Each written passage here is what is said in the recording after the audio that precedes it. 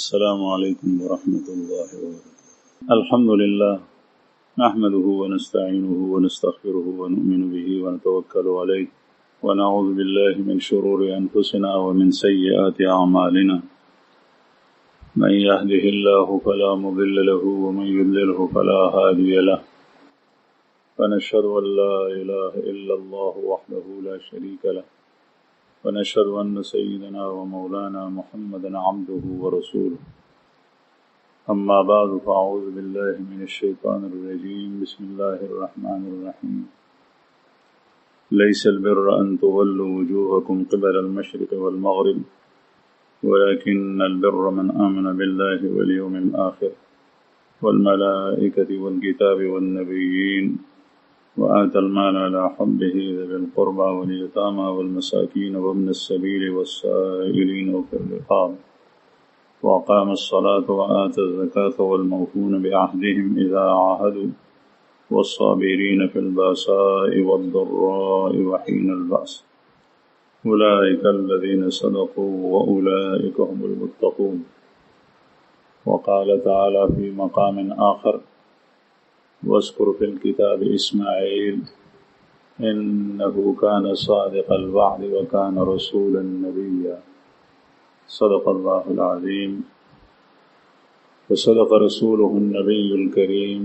ونحن على ذلك من الشاهدين والشاكرين والحمد لله رب العالمين. درود اللهم صل عزت ملو مسلمانان ورونو. مسلمان صادق او رشتنی، مسلمان او مومن هغه په صدق سره متصف وي، صادق وي،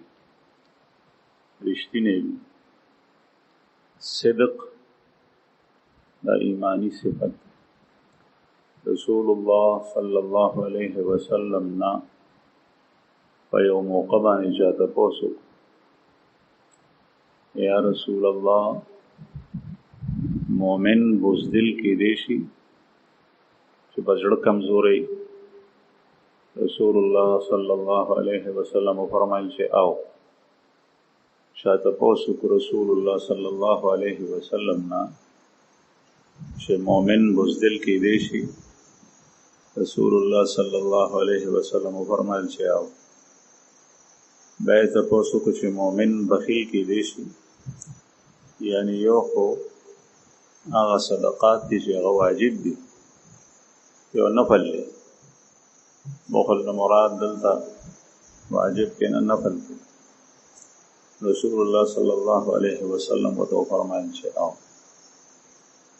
دریم ځل باندې سائل تپوس کوي چې یا رسول الله مؤمن دروغجن کې دی شي. رسول الله صلی الله علیه وسلم فرمایل چې مسلمان وي، مؤمن وي او د دروغ وي، داسې نشي کولی. یعنی د بخل صفت په دې کې راتلی شي، په مال باندې زړه نه کېږي، او دشمن په میدان جنگ کې ډېر تکړه نه دی، دا دشمن په مقابله کې داسې کېدی شي، لیکن د دروغ وي، داسې نشي. زما عزتمنو نن سبا په معاشره کې دروغ ډېر معمولي شی ګڼلی کېږي، حالانکه دروغ داسې ګناه ده چې دې سره د هرې ګناه دروازه خلاصه شي. کوم سړی چې دروغ وایي او دروغ د هغه عادت او معمول وګرځي، د هر ګناه کې مبتلا کېدی شي. د غل جوړېدی شي، د ډاکو جوړېدی شي، د زاني جوړېدی شي، د شرابي جوړېدی شي، پکې هر قسم ګناه راتلی شي. ځکه دروغ به وایي، په دروغ به ځان خلاص کړي. نو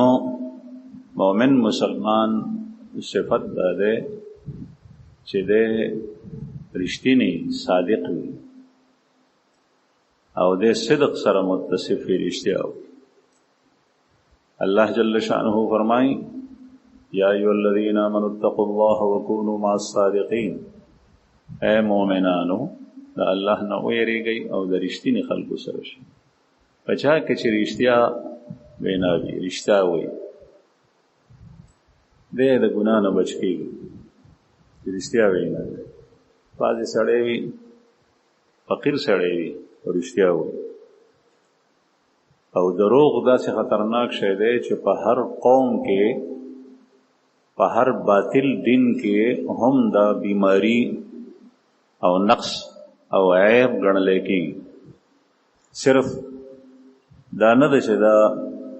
په اسلام کې ګناه ده، هر یو قوم هغه دروغو ته عیب وي. ابو سفیان رضی الله عنه چې کله د اسلام په دایره کې لا نور راننوته او په حالت د جاهلیت کې او کفر او شرک سره متصف و، د مسلمان شوی دی په سن 8 هجری کې د فتح مکې په دوران. دا د حضرت امیر معاویه رضی الله عنه پلار دی او د مکې په سردارانو کې د ابو جهل نه وروسته د مکې سرداری د کافرو مشرکین او قریشو د بلاس کې و او د په 8 هجری فتح مکې په دوران کې مسلمان شوی دی چې کله د رسول الله صلی الله علیه وسلم لښکرې د صحابو مکې ته ننوتې او غټ جنگ نو شوی، د هغې نه مخکې دی بهر مسلمان شو. حضرت عباس رضی الله عنه د رسول الله صلی الله علیه وسلم تره هغه ورته پناه ورکړي وه چې یا رسول الله دې سړي ته زه پناه ورکړو، بیا مسلمان شو. دی د کفر او د شرک په حالت کې دغه وخت کې دا سن 7 هجری و د محرم میاشت و، 8 هجری کې دی مسلمان شوی دی او 7 هجری د محرم میاشت تقریبا 1.5 کال مخکې دی تللی فلسطین ته، شام ته، غزه چې نن سبا هم غزه ده په فلسطین کې. هلته تجارتي قافله ابو سفیان بوتلی. ناشنا واقع ده، د احادیثو په کتابونو کې تفصیلی حدیث ته د هغه زمانې د رومیانو غټ بادشاه چې هغه ته به هرقل وي، هرقل د هغه نوم و، قیصر د هغه لقب و، هغه هم بیت المقدس ته راغلی او د رسول الله صلی الله علیه وسلم خط هرقل ته ورسېدو د دحیة الکلبی رضی الله عنه صحابي په لاس باندې. رسول الله صلی الله علیه وسلم خط چې کله قیصر ته ورسېدو نو قیصر د تورات معلم هغه ووی چې ما ته داسې کسان وګورئ چې د دې پیغمبر د علاقې وي، د تجارتي قافلې بدلې راتلې. نو دغه وخت کې ابو سفیان د 13 تنانو سره دغه ځای کې په غزه کې، غزه ډډې ته ده او بیت المقدس دا یو طرف ته دی او دغه وخت کې دا قیصر دی په بیت المقدس کې نظر یې منلی و چې زه په فارسیانو باندې غالب شم، نو زه په بیت المقدس کې مسکو. نو الله جل شانه غلبه ورکړی، بیا راغلی او نو دغه وخت کې د رسول الله صلی الله علیه وسلم خط دتلی. ابو سفیان قیصر راوغوسته دربار ته او د ابو سفیان نه په دغه وخت کې 10 سوالونه کړي، 10 پوښتنې کړي د نبی کریم صلی الله علیه وسلم بارک. هغې کې مختلف سوالونه د مرګري زیاتېږي که کمیږي. ابو سفیان ورته وایي چې زیاتېږي. د قوم غټان خلق د ده اتباع کوي او که کمزوري خلق یې اتباع کوي، وایي چې کمزوري خلق یې اتباع کوي. نو دې قیصر تبصره کړي ده چې همدغسې انبیاء کرام وي چې د هغې ړومبی متبعین د معاشرې او د علاقې کمزوري خلق کوي او دا نوابان او خوانین دی ته په ډډه دی بیا وروسته مسلمانان شي. مختلف تپوسونه په هغې کې یو تپوس دا و چې ده چېرته تاسو سره لوز کړی دی، وعده یې کړې ده، وایي چې او اوس هم واده کړي ده، وایي دی واده خلافي کوي. نو ابو سفیان وایي تر اوسه پورې خو یې نه ده کړي، خو را روانو ورځو کې به ګورو. دی وایي چې ما کوشش کولو چې چونکې دغه وخت کې دی دشمن دی د محمد رسول الله صلی الله علیه وسلم د کفر او شرک په حالت کې دی، ما کوشش دا کولو چې دروغ پې جوړ کړم، خو دروغ مې د دې وجه نشل ویلی چې ما سره زما د قوم د علاقې خلک هغوی زما شاته ولاړو او قیصر ودرولی په دغه ترتیب سره. که چېرې ما دروغ ویلی وی نو ما وی زه د دې نه شرمېدم او حیا مې کوله چې دا خلک کله وطن ته لاړ شي نو دوی به زما باره کې وایي چې دې سړي د قیصر مخکې دروغ وي، حالانکې دی مشرک دی، کافر دی. دغه وخت دې نو معلومه شو چې په کفر او شرک کې چې په هغې کې هغه خلکو بت پرستی کوله، د هغوی په مذهب کې هم دروغ د هغوی په نږدې ناروا کوو. نو دروغ ویل داسې عیب دی چې دې سره دنیا ورانېږي، تباه کېږي. معاملات چې څومره کېږي دا په رښتیاو باندې. نن سبا چې یو سړی یو شی خرڅ کړي، هغه نه اعتباره ولي تر څو چې د پیسې نه راکړي تر هغې پورې به دا شی نوړي، وجه ځکه چې هغه واپس کېدی شي. هغه قول چې کړی چې ما دا شی واغشتو د هغې نه دی واپس کېدی شي. معامله به یو شان کړي، لوز به کړي، د هغې نه به واپس شي. دا د دروغو نتیجه بیا یو په بل باندې اعتبار نشي کولی، دنیا په دې سره تباه شي، معاملات فیل شي. سودا یې وړي، هغه چې کوم دی نو هغه څخه تلي، پیسې پاتې، دا غریب په پیسو پسې ترس کېږي، پیسې ورته نه ورکوي. دا د دروغو نتایج دي، اثرات دي. نو عرض مې دا کولو چې په هر قوم کې دروغ دا عیب ګڼلی کېږي. رسول الله صلی الله علیه وسلم یو څو څیزونه فرمایي چې په هغې کې ما ته چا ضمانت راکړو زه هغه ته د جنت ضمانت ورکوم،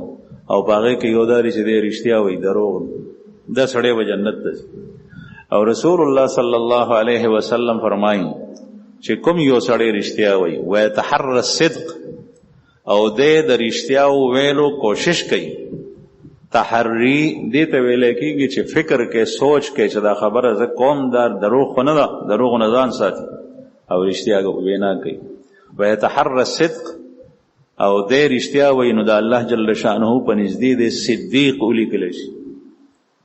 او د الله په نږدې د صدیق لیکلو مطلب دا دی چې کله یو ځل دی الله جل شانه سره صدیق ولیکلی شو، نو بیا به د خولې نه دروغ نه راوځي، بیا به دی رښتینی وي، ځکه چې په هغې باندې مهر ولګېد. صدیق بیا هغه کس ته وایي چې د هغه قول، د هغه فعل، د هغه کردار او عمل، د هغه وعده، د هغه هر یو شی هغه په صدق سره متصف. نو عرض مې دا کول زما عزتمند چې حضرت اسماعیل علیہ السلام په باره کې الله پاک فرمایي واذکر فی الکتاب اسماعیل، اسماعیل علیہ السلام په کتاب کې یاد کا، انه کان صادق الوعد، دے د وعدې رښتینی و، وکان رسول النبی، او رسول او نبی. هر یو پیغمبر صادق وي، صدیق وي، هر یو پیغمبر. د حضرت اسماعیل علیہ السلام سره چې الله جل شانه په قرآن پاک کې خصوصا صادق الوعد لفظ راوړی دی، د دې مطلب دا دی چې په بعضې حضراتو کې بعضې وصف علی وجه الاتم موجود وي، یعنی په هغه باندې غالب وي هغه صفت. لکه رسول الله صلی الله علیه وسلم صحابه امانتدارو، لیکن یو قوم رالو، هغوی ووی چې یا رسول الله مونږ څخه خپلو صحابو کې یو کس واستو مونږ ته، زمونږ قوم ته، لیکن داسې سړی راواستو چې هغه امین وي. نبی کریم صلی الله علیه وسلم ورته فرمایل سأبعث حق امین، او کما قال علیه الصلاة والسلام، داسې امانتدار سړی به درستم چې هغه په رښتیا امانتدار. او بیا فرمایل وامین هذه الامه ابو عبیده بن الجراح، د دې امت امانتدار شخصیت هغه ابو عبیده ابن جراح دی. نو دا مطلب نه دی چې ابو عبیده ابن جراح رضی الله عنه کې امانتداری وا او والعیاذ بالله نورو کې نه، نه، بعضې سړي کې یو وصف هغه د هغه نښه جوړه شي او د هغه عرف جوړ شي، د هغه معرفي په هغې سره کې. نو انبیاء کرام ټول صادق، د انبیاء خاص صحابه هغه صادق، لیکن د اسماعیل علیہ السلام په باره کې الله جل شانه فرمایي انه کان صادق الوعد، دی د وعدې رښتیا. مفسرینو دلته کې یو واقعه لیکلې ده چې حضرت اسماعیل علیہ السلام سره یو سړي وعده وکړه چې زه راځم ته دلته ودرېږه. نو وعده د دواړو جانبینو نه عهد کېږي. اسماعیل علیہ السلام ورته وفرمایل چې ټیک ده زه ولاړ یم. حضرت اسماعیل علیہ السلام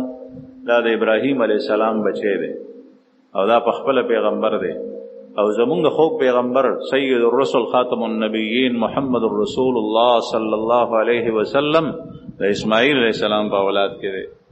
او د اسماعیل علیہ السلام په واسطې سره د ابراهیم علیہ السلام په اولاد کې.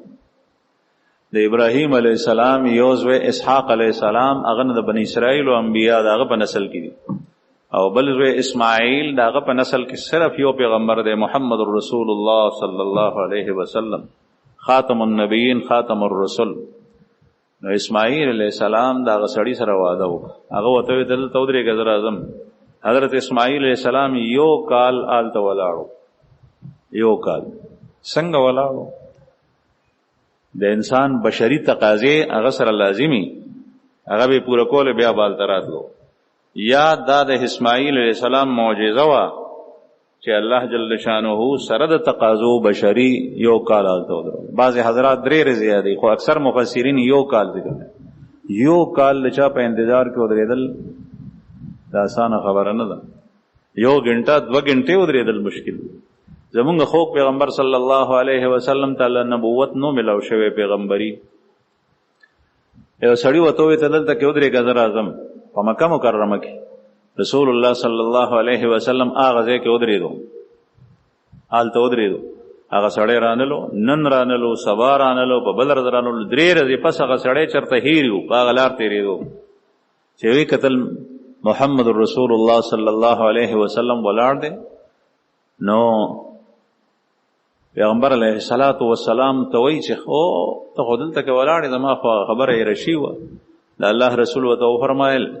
چې تا ما ته تکلیف راکو زه 3 ورځې راسې دی کې ولاړ. یو ځل چې چا سره خبره وکړه د خبرې پوخ کول کا پکا رسول الله صلی الله علیه وسلم د پیغمبرین او د بعثت نه مخکې دا حالت چې الله جل شانه پیغمبر جوړ کړ بیا بس د انسان ایمان دغه اسلام هغه پیجندې شي په کردار سره په اعمال سره د جبې نه رښتینی کردار نه رښتینی د وادي رښتینی نو په دې سره پیجندې شي چې دا رښتینی صدق دا د مؤمن صفت دی چې یو ځل وي اشهد ان لا اله الا الله وان محمد رسول الله دا الله نه علاوه زبل څوک معبود نه منم بل حاکم نه منم بل ذات داسې نه منم چې هغه ته بندگی کیږي دا الله جل شانو په وینا باندې د بل چا وینا نه برکوم دا الله جل شانو په اطاعت باندې د بل چا اطاعت نه برکوم لا اله الا الله دا قول یو کو مؤمن بیا په دې قول کې رښتینی دی. آیت کریمه کې الله جل شانو فرمایي موږ صرف رښتیا دي ته وایو چې یو سړی په جبر رښتیا وایي دا بشکا پدې کې هیڅ شک نشته چې د جبر رښتیا وینا دا رښتیا صادق کس دی لیکن صادق سړی بیا په کردار کې هم صادق هغه په اخلاق کې هم صادق هغه په وعده کې هم صادق هغه په نیت کې هم صادق هغه په معاملې کې هم صادق وي نیت کې صادق وي صادق القول صادق النیه صادق العزم صادق الوفاء صادق العمل د عمل صادق د وفا صادق په عزم او اراده کې صادق په نیت کې صادق ځکه منافقین ته الله جل شانه دروغجن ویلي وجبه خو وي او واقعم دا سیوا لیکن الله پاک فرمایي دا دروغجن دي. قرآن کریم کی سورہ منافقون کے اللہ پاک فرمائی اذا جاءك المنافقون قالوا نشهد انك لرسول الله کله چې پیغمبر دا منافقین تاسو غراشي او دوی وی نشهد انك لرسول الله منګه گواہی ورکو چې ته د الله رسول منافقین دا وی چې منګه گواہی ورکو چې ته د الله رسول اوس دا گواہی دا غي د جبه قولو دا د واقع موافقم دی خلاف نه دی. طالبان چې کله درجات وینو پاغه کې د رښتیاو تعریف دا کوي اذا كان القول موافقا للواقع چې کله د انسان قول له واقع موافق وي نو غي د رښتیا وي نو د دې د قول له واقع موافق دی لیکن سره د الله جل شانه فرمای والله يعلم انك لرسول والله يشهد ان المنافقين لكاذبون الله گواہی ورکړي چې دا منافقان دروغجن دي او دا دروغجن وتولي فرمایل زکه چې دای د زړه نه دروغ وي صدق په زړه کې نو چې څنګه د انسان د سر جبه د خولې دغه رنګ په زړه کې هم جبه ده آیا دا صدق د په زړه کې هم دی او کنه په زړه کې غنو زړه کې سخت تکذیب د رسول الله صلی الله علیه وسلم کولو منافقین د مدینه د نبی کریم صلی الله علیه وسلم د رسالت او نبوت په زړه باندې انکار کولو په جبه باندې بيداوي چې ته د الله رسول او دا په جبه چې وینو د غرض د پاره او دوا غرض یې په دې کې ها یو داو چې د مسلمانان که چرته جنګیږي چې موږ سره ونه جنګیږي موږ تاوانیان نشو. او دویمه دا که چېرې مال غنیمت مسلمانان ترلاسه کړي د کافرو نه نو په هغې کې زمونږ برخه وي. د دنیا د لالچ دپاره او د دنیا د ضرر نه بچ کېدو دپاره یې دا وي. په زړه کې د الله د رسول تکذیب و، ځکه الله جل شانه فرمایي چې دا والله یشهد اور اللہ گواہی دیتا ہے ان المنافقین لکاذبون کہ یہ منافق لوگ جھوٹے ہیں. دا منافقین دروغجن.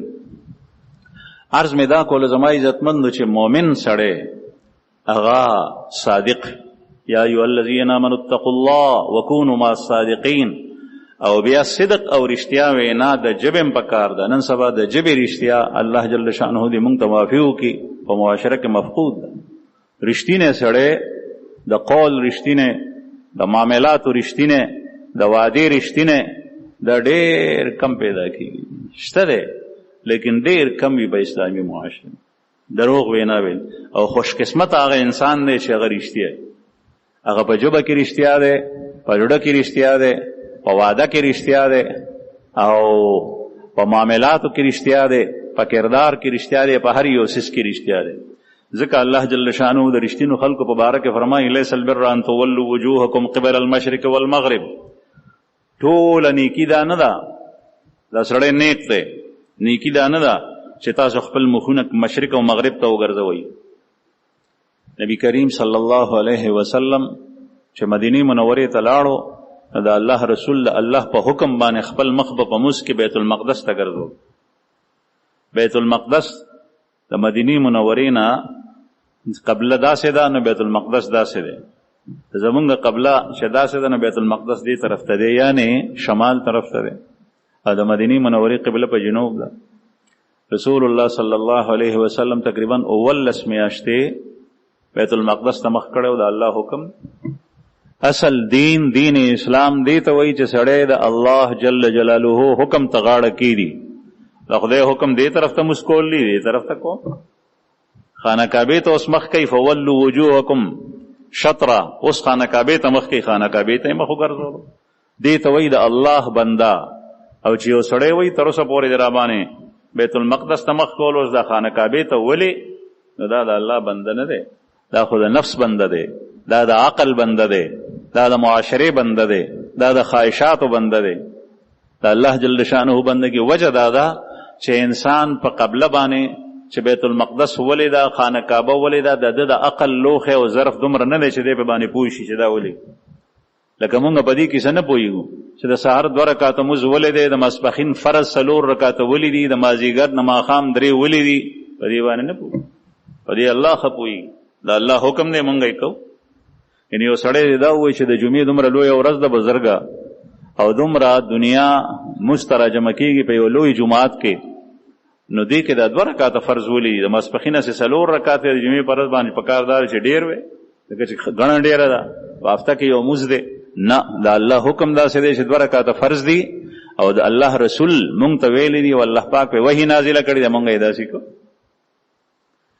رسول الله صلی الله علیه وسلم 19 میاشتې بیت المقدس ته مخ کړ. د هغې نه پس بیا خانه کعبه قبله شو. قرآن کریم کې په 2 سپاره کې د هغې ذکر دی چې کله خانه کعبې ته مخ شو، د مدینې منورې کې منافقینو او یهودو منافقینو خندا جوړه کا، وی چې دا پیغمبر عجیبه دی، کله یو خوا مخ کوي کله بل خوا. الله جل شانه فرمایل چې دا قصه اصل نه ده بلکې اصل الله جل جلاله بندگی ده. لیس البر ان تولوا وجوهکم قبل المشرق والمغرب. ټوله نیکي دا نه ده چې تاسو مخونه مشرق او مغرب ته وګرځوئ، ولکن البر من آمن بالله. لیکن نیکی پورا دا ده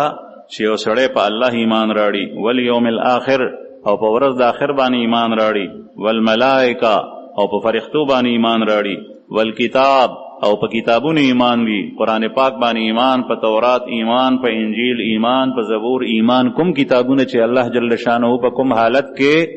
په کوم انبیاء کرامو باندې نازل کړیو په هغې باندې زما ایمان دی. او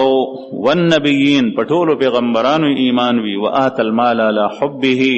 او دې سره سره د خپل مال سره د محبت چې مال خوخته هغه خرج کوي. ذوی القربا په چا باندې؟ په قرابتدارو باندې، رشتہ دارانو ته ورکوي. والیتاما یتیمانانو ته ورکي، والمسکین مسکینانو فقیرانو ته ورکي، وابن السبیل مسافر دی خپل علاقه دا نه ده او هغه سره زادرا ختم شو، د لارې خرچه ورسره نشته، هغه ته د پیسو ضرورت دی، هغه ته ورکي، والسائلین او چې چا وغوښتي هغې ته ورکي، وفي الرقاب والسائلین. زمونږ په دې علاقه کې نن سبا د سائلینو سره ډېر زیاتې کله کله کېږي، هغې زیاتي حق چاته نه دی حاصل. د سائل په باره کې راځي چې کوم سړی سوالګری وي او سوال یې کسب ګرځولی دی به په ورځ د قیامت په دې حال کې راځي چې د ده دا مخ به داسې سیرلی شوی لکه پیشوګانو چې پنجې راښکلي، لیکن دا د سائل لپاره ده. او سائل د سوچو کې سوال کوونکې چې هغه سوال کسب ګرځولی د دې نه دې ویریږي د الله نه او دا حدیث دې واوري سوال دې بند کړي. البته که ستا مخې ته یو سائل رالو نو تا ته څه حکم دی؟ بعضې کس دغه سائل رټي، ستا داسې داسې دومره غټ سټ دې نیولی دی، غټه تنه دی ده او ته شرمېږې هم نه او ته سوال کې دا تا چې څومره خبرې وکړي د دې به تا نه په ورځ د قیامت تپوس کېږي، د دې به تا نه په ورځ د قیامت تپوس کېږي. قرآن کریم کې الله جل شأنه فرمایي چې کل اولئک کان عنه مسئولا، د ژبې په باره کې به تپوس کېږي، په ژبه چې څومره تذلیل د هغه کس کړی دی تا ته به الله جل شأنه وایي دا دې په څه بنیاد کړی دی، د باندې ستا حق چې دا وینا دې کړې ده، ته هغه ته دا ووایه چې نه وروره اوس ما سره نشته، یا زه نشم در کولی، یا بل وخت راشه، یا څه ورکه، که چېرې تا ورکې دا ګناه نه ده. قرآن کریم کې الله پاک فرمایي واما السائل فلا تنهر، هغه سړی ګناهګار دی چې هغه ته ضرورت نه هغه یې خلي، ته په ورکولو باندې ګناهګارېږې نه. یو سړی دی هغه ته تا خط ولیکلو، مسلمان دی، په هغې خط کې تا ولیکل بسم الله الرحمن الرحیم، او بیا هغه کس د هغه خط هتک او سپکاوی وکړو، هغه یې په ځمکه وغورځولو، ګناهګار هغه شو، ته ګناهګار نه. مونږ نن سبا په سټام باندې په تحریر باندې په هر قسم کاغذونو باندې بسم الله لیکل پرېښوي، لکه ولې نه لیکې؟ وایي د دې به بېعزتي کېږي، بیا دا بېعزتي ته کوي که هغه بل کسې کوي؟ دی وایي چې زه خو یې نه کوم چې ته یې نه کوې نو ته ګناهګارېږې نه، بلکې تا په سنت د رسول الله صلی الله علیه وسلم عمل وکړو. رسول الله صلی الله علیه وسلم کافر بادشاہ ته خط لیکي او هغه ته په هغې کې بسم الله لیکي. رسول الله صلی الله علیه وسلم کافر بادشاہ ته خط لیکي، په هغې کې بسم الله لیکي، او ته یو مسلمان ته خط لیکي او په هغې کې بسم الله نه لیکي، یا باسمه تعالی یا 786 نه، بسم الله الرحمن الرحیم لیکا. البته بعض حضرات وی لکه امام احمد ابن حنبل رحمه الله کچری یو سړی د تحریر په ځای کې په ژبه باندې وی بسم الله الرحمن الرحیم نو هم کافی شوه، او اکثر علما وی چې تحریر کې تحریری طور سره بسم الله پکار ده او په بیان کې بیانی طور سره په ژبه باندې پکار ده، چې څنګه کار وی هغه سے بسم الله پکار. نو بهر حال کله چې یو سړی هغه سوال کوي هغه مستحق نه دی او تا ته پته نشته دی او هغه ته تا ورکل، نو تا ته د دې ورکړې الله جل شانه اجر درکوي، ته ماجور شوې، تا ته به الله پاک اجر درکوي، د دې ښه عوض به درکوي، ځکه چې د سائل حق تا باندې دا و چې تا هغه ته څه ورکړی وی یا هغه سره د پسته او نرمه خبره کړې وی. قرآن کریم کې الله پاک فرمایي واما السائل فلا تنهر، واما السائل فلا تنهر نہیں دا، سائل سوال کون کے رٹا ماں، سائل کو مت جھڑک رٹائے ماں، هغه ته سخت خبرې مکو یا ورته پسته او نرمه خبره کو چې سني او کني نو سخت خبرې مکو. نو بهرحال الله جل شانه دلته ذکر کړي والسائلین، او مال ورکوي سره د مال د محبت سوال کوونکو ته، او وفر رقاب، او د غلامانو په آزادولو کې مار خرج کوي. اوس غلامان نشته دی، مخکې غلامانو غلام واغشتو هغه به آزاد. حضرت بلال رضی الله عنه غونې لویه هستی دا غلام امیه ابن خلف او ابوبکر صدیق صاحب ته واغشتو به خرید په ډېره بیه باندې او به آزاد کړو. حضرت بلال رضی الله عنه غونې هستی ته جوړه شو، د رسول الله صلی الله علیه وسلم خزانچی او پیغمبر علیه الصلاۃ والسلام چې بزنانو ته بیان ترلو نو دغه د رنگ نه تور بلال د شوندو نغړ دی به ځان سره بوتلو. الله پاک دومره لوی مقام ورکړو چې سید الرسل خاتم النبیین سره سره وګرځیدو. دا د هغې برکاتو چې صدیق اکبر په خپل حلال مال باندې حضرت بلال رضی الله عنه آزاد وفر رقاب واقام الصلاة او مسقایمی وآت الزکات او زکات ورکي والموفون بعهدهم اذا عاهدوا او چې کله چا سره لوز وکړي نو هغه لوز پوره کوي. والصابرین فی الباساء والضراء وحین البأس او دا هغه کسان دي چې څوک صبر کوونکي دي فی الباساء په سختۍ کې والضراء په بیماریو کې وحین البأس او د جنگ په وخت کې کافرو سره جنگ دی میدان نه تختینا. اولئک الذین صدقوا الله پاک دا ټول صفات ذکر کړل او بیا فرمایل چې دا چا کې وی اولئک الذین صدقوا دا خلق رښتینی دي. رښتینی اوس دته وای معاملات هم سم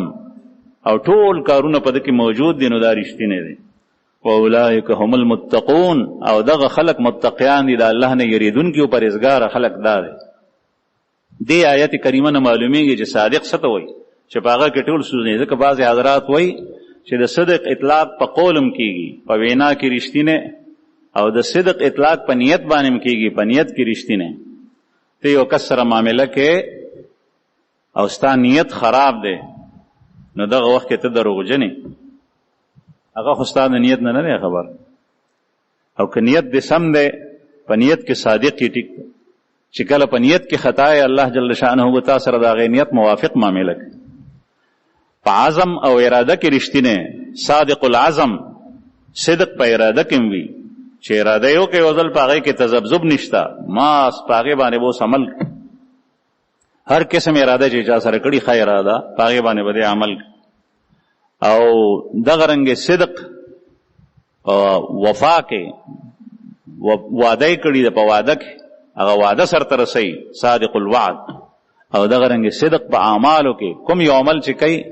هغه د قول لا اله الا الله موافق دی د تصدیق قلبي چې په زړه سره خدای منلی دی د هغې موافق دی. نو عرض مې دا کولو زما عزتمندو چې صدق رښتیا وینا دا د مسلمانانو صفت دی او چې کوم سړی صدق وایي نو الله جل شانه به د هغه مدد هم کوي هغه به خلاصوي هم. الله جل شانه ربی بن خراش رحم الله یو تابعی دی ربی ابن حراش ترمذی کې حدیث ته هغې کې راغلی دی ولم یکذب فی الاسلام کذبة د په اسلام کې چېرته دروغ نه ویلی یعنې چې کله مسلمان شوی دی نو د دروغ نه دی ویلی. نو یو ځل حجاج ابن یوسف غونې صفاک او ظالم کس د ده زامن حجاج ابن یوسف ته مطلوب حجاج ابن یوسف ظلم خو تاسو ته معلوم د ربني ابن حراش رحمه الله دوه زامنو هغه زامنو پسې حجاج ابن یوسف ګرځېدو هغوی ته پټ شوي د دشمن نه چې بېګناه تا وجني او تا ته ضرر رسوي د هغه نه په ډډه کېدی شي پته یې نه لګي د سپایان ورپسې ګرځېدل. حجاج ابن یوسف ته چا مشوره ورکړه چې ربني ابن حراش چې کوم دی نو دا سړی رښتینی دی پلار یې ده نه تپوس وکړه کېدی شي د زامنو مبارک د دې حال وایي چې څنګه یې ده نه تپوس وکړو چې زامن دې چېرته دي ده ورته کور کې دي دروغ یې ویلی نه شول. د الله جل شانه سره وعده کړو رښتیا وینا وکړو. یو طرف ته زامن دي هغوی پانسي کېږي هغوی وجلی کېږي او یقینا د هغوی مرګ دی ځکه چې حجاج ابن یوسف دغسې کو. بل طرف ته سره د اسلام او سره د مسلمانۍ دروغ وینا دی وی دروغ نشم ویلی رښتیا یې ووی او چې کله حجاج ابن یوسف سپایان واستول نو رښتیا د ده هغه بچي په کور کې و نو حجاج ابن یوسف صرف په دې باندې پرېښول معاف کړل وی چې دا معاف دي ځکه چې د دوی پلار د خپلو بچو باره کې ما ته رښتیا وي. دا د رښتیاو برکات چې کله سړی رښتیا وایي بیا د الله جل شانه مدد هم وي. د یو ظالم او صفاک زړه هم د الله جل جلاله په قبضه قدرت کې دی. رسول الله صلی الله علیہ وسلم بدعا غوسته یا مقلب القلوب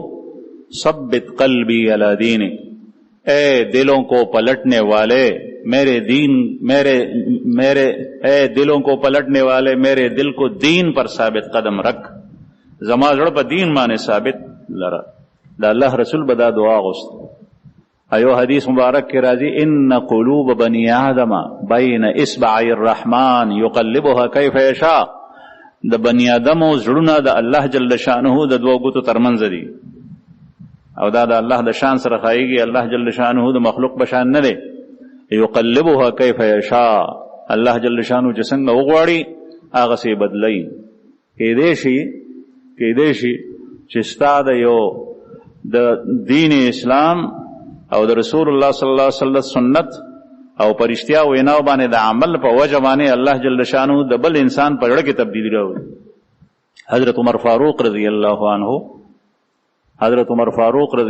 عنه هغه په جنگ کې اسلامی لښکرو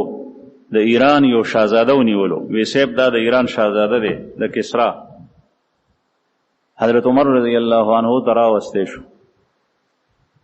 ډیر ظلم کړو مسلمانانو ته، ډیر سخت تکلیفونه رسولیو،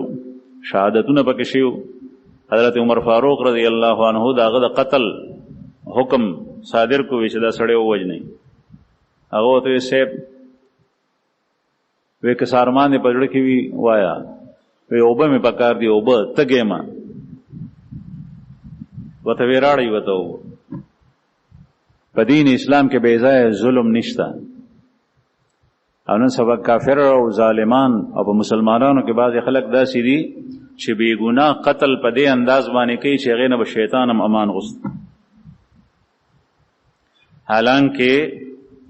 رسول الله صلی الله علیه وسلم چې بل لښکر تللی بیا به وصیت کولو چې ګوره څوک به په اور کې نه سوځوئ، زنانه به نه وژنئ،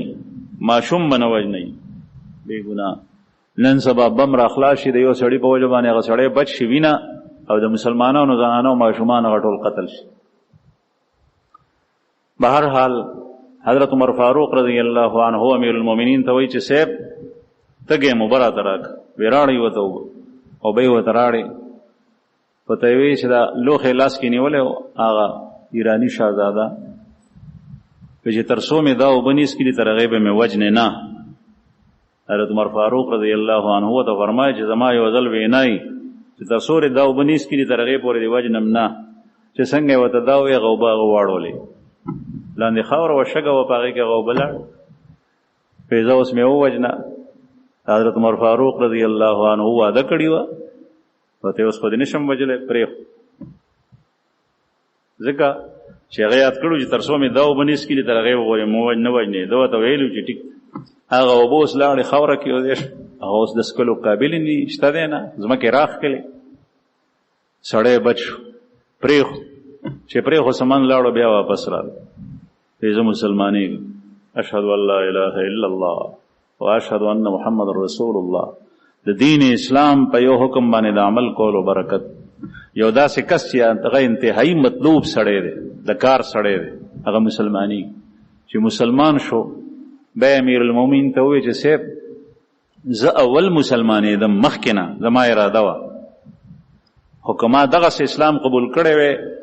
نو خلکو به دا پیغور ما ته تر ابده پورې راکولو چې د تورې د یارې نه او د مرګ د یارې نه مسلمان شو.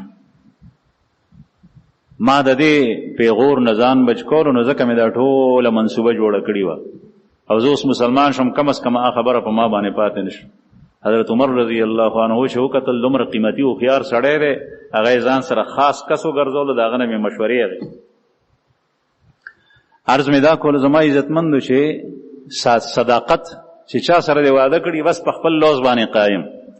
دا د رسول الله صلی الله علیه وسلم تعلیمات دي. دا زمونږ د خوږ پیغمبر صلی الله علیه وسلم ارشادات دي. پخوا په دې ځای کې د پاکستان او هندوستان د تقسیم نه مخکې هندوان پاتې کېدل. دا ما والد صاحب خبره کوله چې زمونږ په کلي کې هندوانو دوکاندارو اکثر دوکاندارانو یو هندونه چا ګوړه اغوښتې وه د ګوړې بوجۍ وې هغه ته په یو ریټ باندې اغوښتې وې بل کس رالو هغه په ګرانه بیه باندې هغه ګوړه اغوښته. هغه هندو ورته ووایي چې نه په فلانکي مې خرڅه کړې ده په تا باندې نشم خرڅ. یو سړی هندوی او د هغه معاملات داسې نن سبا چې معمولی غونې فایده او لالچ دته میلاویږي نو دی هغه ته وایي هغه خبر نه کي هغه شی په بل چا باندې خرڅ. دا مسلمان دی. مسلمان خو دې ته وایي چې کردار سره پیژندی شي، صفاتو سره پیژندی شي، کړو سره پیژندی شي، نشست و برخاست سره پیژندی شي، خبرو اترو کولو سره پیژندی شي. تم د انګلیش ټکي په خپله ژبه کې استعمالی چې چا سره خبرې کې، او انا لله، ان شاء الله، الله اکبر، سبحان الله، لا اله الا الله، دا وخت په وخت نه وي. او بل یو کافر او پیرنګیم دغسې دا ژبه استعمالی او دا الفاظ نه وي پتا کې، او په هغه کې د ژبې په لحاظ سره صفر ستا هولي هم د هغه په شان د پتا کې، او په هغه کې په هولیې په لحاظ سره صفر هغه هم سودخور او رشوتخور دی، او تم سودخور او رشوتخور یې پتا کې، او په هغه کې په معاملاتو کې صفر هغه هم واده خلاف کوي، او تم واده کېدی شي چې هغه واده پوره کوي او ته واده خلاف کوي تا کې، او په هغه کې فرق شو بلکې ته نه وړاندې. عرض مې دا کول زما عزتمند چې مسلمان هغه د کردار په لحاظ سره رښتینی، د هغه کردار هم د رښتینی، د رښتیا وینا برکات. یو بزرګ دی هغه وایي زه په حرم شریف کې ناستم، په حرم کې وایي ما څخه مې یو دوست رالو، هغه دوست مې ما ته وایي چې ما تا ته یو تحفه راوړې ده، تحفه ډالۍ. ما یې چې څه شی ما ته راوړی حرم شریف. نو یو بل سړی ورسره و، هغه ته وایي چې هلکه مخکې شه، وی د ده بیان واوره. د هغه بیان چې کوم دی نو هغه ډالۍ وه. هغه بیان شروع کو، هغه سړی د یمن و، وی زه د یمن یم حج ته راغلی وم، د حج موقع وه. وی چې زه کله حج ته راتلم نو ما ته یو څو کسانو ووی چې ته کله رسول الله صلی الله علیه وسلم باندې سلام ته ځې روزې ته، نو زما د طرف نه هم پې سلام وایه. نو زه رالم مدینې منورې ته لاړم، بیا مدینې منورې ته چې لاړم بیا واپس را روان شم. نو ما مدینه منوره کې چې کوم وخت تیر کو نو په هغې کې زما د هغه کس هغه سلام هیر و، او ما ورسره لوس کړی. ما ورته وی چې ټیک ته زه به ویم دا قول لی قول شو، او سره ته رسول پکار دی. پې د هغه سلام زما هیر و. چې کله مونږ واپس مکې ته راتلو، هلته نه مو بیا احرام وتړلو د ذوالحلیفې نه. چې احرام مې وتړلو، تلبیه مې ووې، نو دغه وخت کې چې کوم دی نو زما خبره یاده شو، او ما خو د فلانکي ما ته سلام ویلی او ما رسول الله صلی الله علیه وسلم باندې د هغه د طرف نه سلام نه دی ویل. دا ګورې امانت دی ښه. تا ته څوک وایي چې فلانکي ځای ته ځې، فلانکي ژوندی مسلمان دی، هغه باندې زما سلام وایه، ته ورته وایې چې ښه، او اوس د هغه سلام ونه رسولو، تا دروغ هم ووې، واده خلافي دې مو که، امانت کې د خیانت هم وکړو، 3 څیزونو باندې خطا شو. او دا 3 واړه د نفاق نښې دي. آیت المنافق 3: اذا حدث کذب، و اذا وعد اخلف، و اذا اؤتمن خان. چې کله خبره کوي نو دروغ وایي، چې کله وعده کوي نو خلاف کوي، او چې کله باندې اعتبار وکړي امانت ورسره کوي باید کې خیانت کوي. چې چا تا ته وایي چې فلانکي ځای ته ځې، ته مکې ته ځې، مدینې منورې ته ځې، دوبۍ ته ځې، یورپ ته ځې، فلانکي ځای کې زما یو عزیز دی، رشته دار دی، واقف مې دی په هغه، نو زما سلام وایه. تا ورته وایي چې ټیک ته، او اوس دې ونه وي. دې 3 واړو څیزونو کې پاتې راغلی. یو دې دروغ ووایي ځکه چې تا ویلي زه پې سلام یم، سلام دې ونه وي، د هغه پیغام دې ونه رسو. دویم دا هغه سره تا وعده کړې وه زه به سلام ستا له طرف نه رسوم، هغه وعده خلافي دی. دریم دا د هغه تا سره امانت، او دغه امانت هغه ته حواله کولو، او هغه امانت د سلام په شکل کې و، تا هغه امانت هغه ته ونه رسولو. دا 3 واړه خبرې دي وکې غلطې، دا د نفاق نښې دي. الله جل شأنه دې موږ د نفاق نه وساتي. نو رسول الله صلی الله دغه کس سلام نو اچولی، نو دې ذوالحلیفه کې احرام تړلی دی. ذوالحلیفه حاجیانو صاحبانو ته پته ده چې څوک عمرې ته تللي دي، د مدینې منورې نه بیرته د بهر ده. هغه زمانه کې پیاده قافلې وي، اوښانو باندې به خلک تلل. د ده په اوښ باندې سامان بار دی او احرام کې دی. دا یاد شو، نو دی واپس هلته را روان شو. ملګرو ته یې ووایي چې زه ځمه او ما نه د یو امانت پاتې دی، زه ځم مدینې منورې ته ځان رسوم بیا راځم. هغوی ورته ووایي چې قافله خو تلو واله. بیا ورته ده ووایي چې ټیک د قافله روانه شي، نو بعضې ملګرو ته یې سپارښتنه وکړه چې زما د اوښ او زما سامان دا ځان سره روان کړي تاسو، زه به کوشش کوم چې در پسې ضرور رسم. بیا مدینې منورې ته رالو، مسجد نبوي ته. مسجد نبوي ته رالو او هلته یې رسول الله صلی الله علیه وسلم روزه مبارکه تلاړو سلام واچول خپل دا کس د طرف نه واچول چې چا سلام ورکړ بیا دې روان شو تادای کی په مخ باندې څوک ورلو هغه نه به تپوس کړی هغه وت خپل طرف نه وته وی چې قافله هو وتی د ډیر کافی وخت وشو او ته چې اوس زی نو مشکل ده چې ته قافلې ته ورسی چې مدینه آبادی نوځي نه بیا خو دشت دي غرونه دي کندې دي لوړی جوړی دي او یوازې تل هغه ټیم کې د خطرینه خالی نه و پیادت للو نو دی وی چې زه پاتې شو ما وی چې بل قافله شرطزی حرم شریف ته مکه مکرمه ته نزو د هغه سره مرګري شو نو دی وی چې زه په دغه انتظار باندې مسجد بیا را مدینه منوره ته لارې نه واپس شم مسجد نبوي کې پروتم خوب وینم ودشم خوب وینم په خوب کې وینم چې مجلس ته پاغه کې رسول الله صلی الله علیه وسلم تشریف فرما ده او ابو بکر صدیق رضی الله عنه هم پکې ده صدیق اکبر رضی الله عنه ما تو قتل او به رسول الله صلی الله علیه وسلم ته مخ وګرځولو او عرض وکړ چې یا رسول الله هغه سړی دا ده هغه پر دې امانت چې رسول او پتا سبحانه سلام چولې نو وی نبی کریم صلی الله علیه وسلم ما ته مخ راوړلو مسکې شو ما ته وی انت ابو الوفا ته ابو الوفا ابو الوفا دې ته کنیت وی عربو کې کنیت ډیر لکه رسول الله صلی الله علیه وسلم نم مبارک محمد دے صلی الله علیه وسلم او کنیت دے ابو القاسم یهودیانو بوت ابو القاسم بھی او دا ابو هريره رضی الله عنه پر روایتو کې بعد روایتو کې ابو القاسم کنیت سره نبی کریم صلی الله علیه وسلم موصوم نو کنیت دې ته کنیت وای رسول الله صلی الله علیه وسلم ته وای چې انت ابو الوفا تا ابو الوفا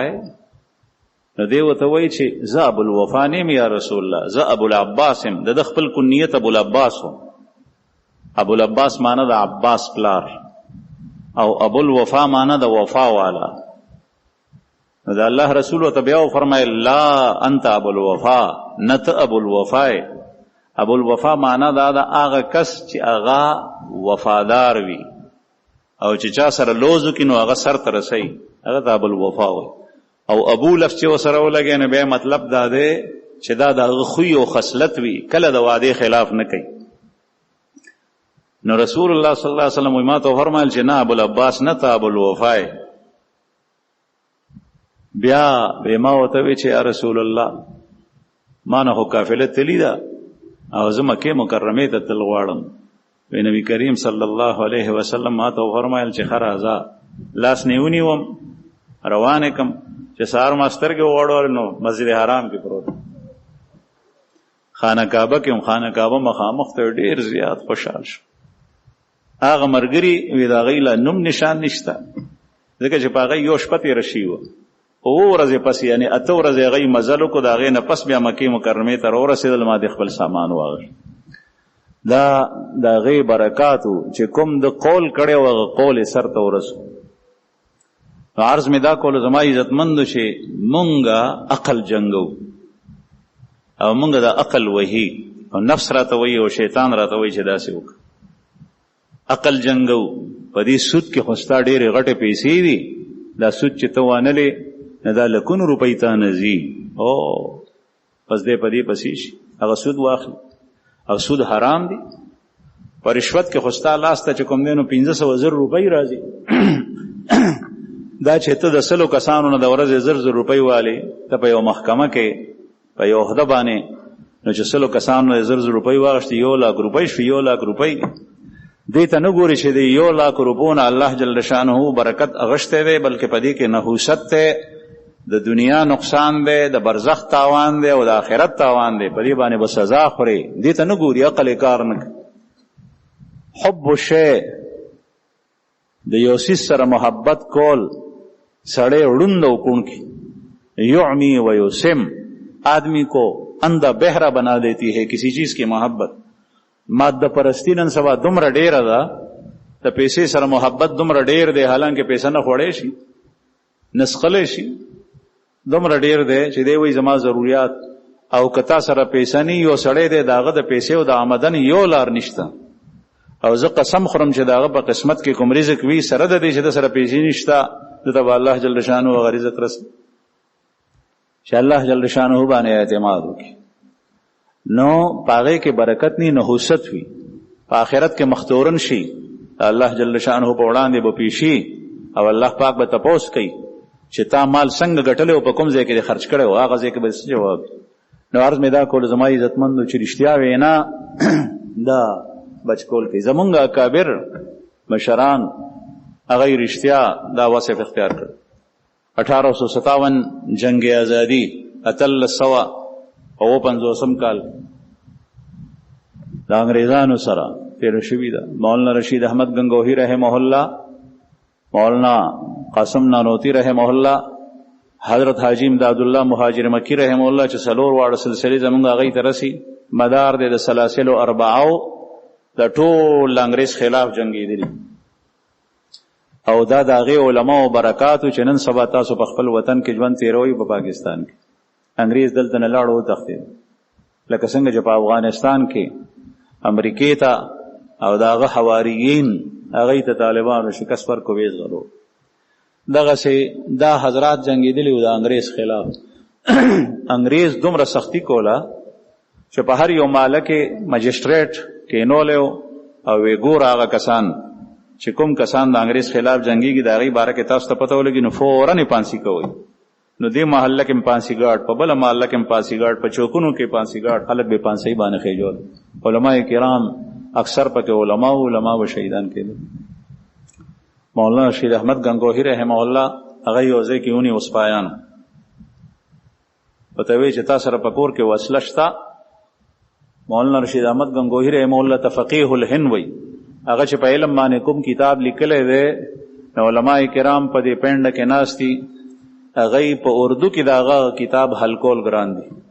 الله جل شانه دا سه علمی مقام ورکړو فقيه الهند یعنی د هندستان فقيه خو چې قتل به دی وته په ظاهر باندې فقیر سړی ښکارې دو د انګریزانو سپایانو ونیو وته وی چې تاسو سره پکور کې وسله شتا نو د سره پکور کې وسله وا دروغ وینې لشل چې نشتا نو لاس کې تسبیح وي هغه تسبیح راوسته داسې کې وي ہمارا اسلحه یې زمونږ وسله دا غوبینه رښتیا وا ځکه چې په تسبیح باندې خلک څه کوي دا الله ذکر به کوي دا الله نوم به اخلي او دا الله جل شانه سره مضبوط تعلق دا د مسلمان او د مؤمن غټه صلاح یو سړی ډېر وسله جمنګي ټینکونه او توپه او دا شکه او یو شی او بل شی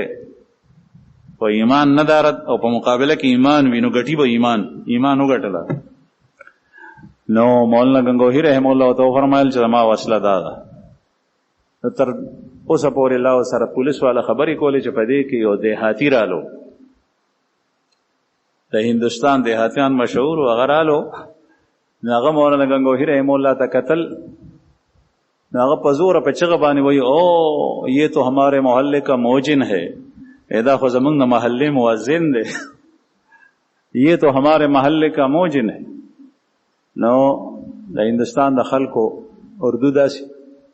هغه چې څنګه هغه پولیس والو ورته چې دا خو څوک مؤذن دی